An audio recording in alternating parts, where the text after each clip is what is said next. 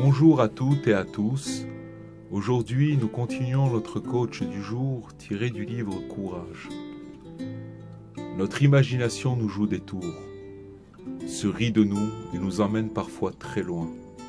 À partir de maintenant, enseigna Rabbi Nachman, on ne l'appellera plus Satan, mais imagination. Prenons un exemple.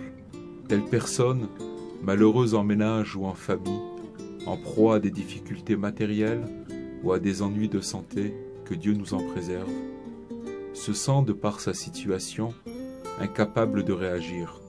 Elle cesse de songer à s'améliorer. Elle se résigne à son échec et s'enfonce dans l'aigreur et l'amertume. Le peu qu'elle aurait pu faire, elle y renonce. Et si on lui demande « Pourquoi n'essayez-vous pas de faire au moins ce qui vous est possible ?» Elle répondra « À quoi bon ?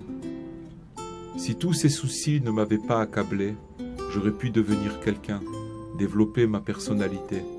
Maintenant, au point où j'en suis, j'ai raté ma vie. Qu'est-ce que ça peut changer si je fais encore des détails, des petites choses ?» Si on analyse, si l'on remonte au point de départ, ce qui a amené cette personne à un pessimisme aussi déterminé, c'est son imagination. Elle s'était imaginé qu'il fallait, pour réussir sa vie, arriver à ceci ou à cela, avoir 2 voitures, une maison et un foyer harmonieux, être en parfaite santé, étudier, devenir une étoile toujours souriante, répondant à 1000 coups de téléphone, ou bien encore devenir un juste accompli qui ne se fâche jamais, passe toutes ses nuits en prière et ses jours dans le jeûne et l'étude, chacun selon son rêve. Quand elle a atterri dans une réalité si lointaine de ses espérances, elle a baissé les bras et puisqu'elle ne pouvait pas tout avoir, elle se résigne maintenant à la nullité. Quel dommage et quelle pitié, quel absurde raisonnement, que tout ou rien qui emploie l'imagination du maximum pour tremplin vers le rien, puis jette ses proies dans le défaitisme.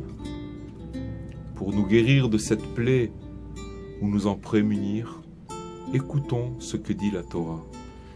Grâce à une simple clé, nous allons voir comment il est possible d'éviter les catastrophes et le défaitisme.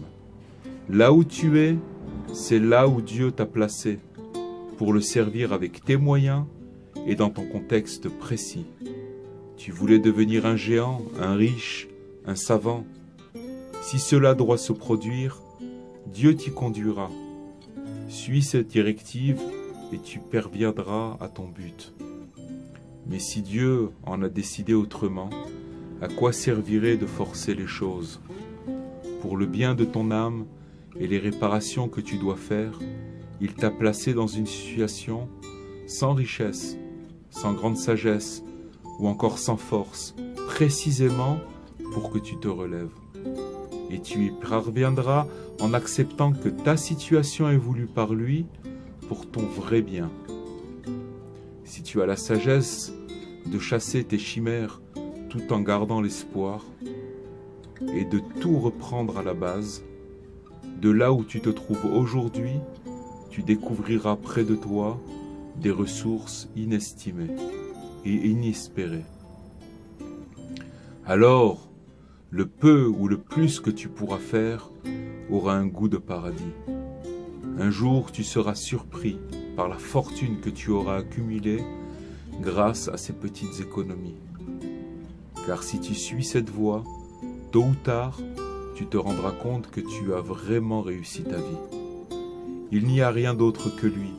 Les choses que nous voyons ne sont que les parures de son infinie présence, toutes destinées à nous conduire vers notre ultime réussite. Alors pourquoi s'angoisser? Je vous souhaite une très belle journée, bénédiction et réussite, et je vous remercie de votre écoute. À très bientôt.